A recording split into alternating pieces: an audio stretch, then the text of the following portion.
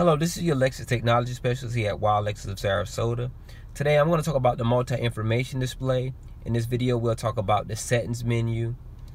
And the settings menu is where a lot of your safety features are. So I do advise not going in here. You don't want to accidentally turn off any of your safety features. Usually your salesman or your technology specialist or your delivery specialist has already went in and turned on all of your safety features.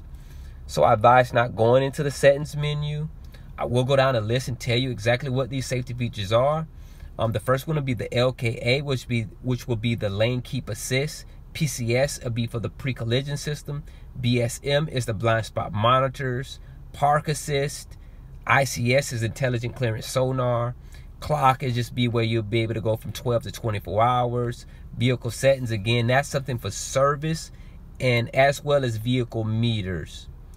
If you find any of this information useful or helpful, please like or subscribe to this YouTube page. Thank you and have a wonderful day.